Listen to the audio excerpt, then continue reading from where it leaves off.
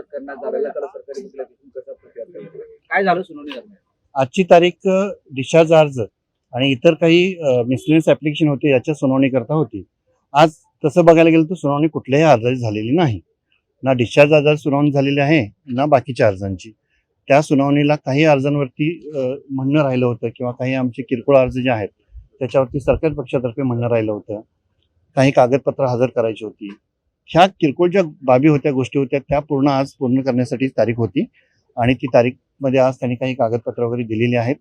आता मॅटर म्हणजे डिस्चार्ज अर्ज आणि इतर जे काही मिसलेनियस ऍप्लिकेशन आहेत किरकोळ अर्ज याच्या आर्ग्युमेंटसाठी रेडी आहे. तुम्ही असं म्हटले होते की पेनड्राईव्ह मिळाला नाही, तो पेनड्राईव्ह दिला. हा, म्हणजे जे आम्ही सुरुवातीपासून काही इलेक्ट्रॉनिक डिजिटल एव्हिडन्स म्हणत होतो ना, तो त्यांनी आता सिलबंद लखोटे त्यांनी मेहरबान कोर्टात सादर करतोय असं म्हटले होते. ते सादर मेहरबान कोर्टात जेव्हा होतील आणि त्यानंतर ते सिलबंद लखोटे ते फोडले जातील आणि त्याची कॉपी आम्हाला देतो असं त्यांचं म्हणणं आहे. एवढंच. आपण जे मागतायत कागदपत्र, ते कागदपत्राची पूर्तता झालेली आहे का? अजून पूर्ण नाही झाली, पण ते आता शेवट अंतिम टप्प्यात आहे कागदपत्रांच्या पूर्ततेसाठी. डिस्चार्ज ऍप्लिकेशनचा जो विषय हा. होता, मुळात काय नेमकं त्याच्यावरती सरकारी पक्षाकडनं ज्या सुरुवातीला उद्योग नाही, आता कसं आहे की त्याच्यावरती आर्ग्युमेंट युक्तिवाद अजून झालेलं नाही, त्यामुळे कुठलेही भाष्य करणं चुकीचं होईल किंवा उचित राहणार नाही.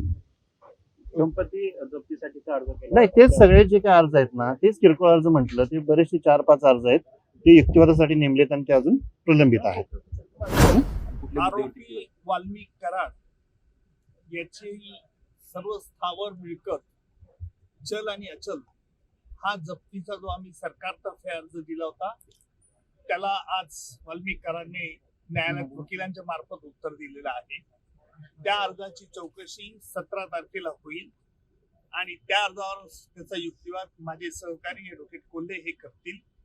तसेच या खटल्यामध्ये मोकाकाखाली मला दोषमुक्त करावे असा जो वाल्मिक कराडचा अर्ज होता त्यावर आम्ही कोर्टाला न्यायालयाला असं प्रस्तावित केलं की आपण याला दोषमुक्त करावं किंवा त्याच्यावरती आरोप निश्चित करावे आणि त्याप्रमाणे असा आम्ही जो निर्णय घ्यायचा आहे तो एकत्रित सुनावणीत घेण्यात यावा.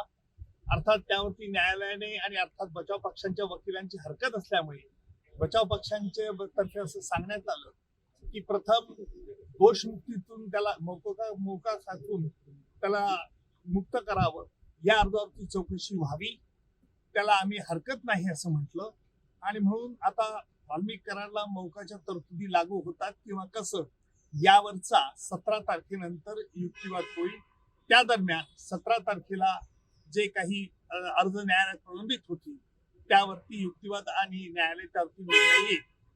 17 तारखेला ही तारीख फार त्या अर्जांच्या चौकशी करत असल्याने मी त्या तारखेला उपस्थित राहणार नाही, परंतु ज्या ज्या वेळेला महत्वाच्या घडामोडी असतील त्यावेळेला मी निश्चित न्यायालयात हजर असणार आहे आणि तसंच माझे सहकारी ॲडव्होकेट कोल्हे हे सरकारतर्फे बाजू घेत 17 तारखेला मांडतील.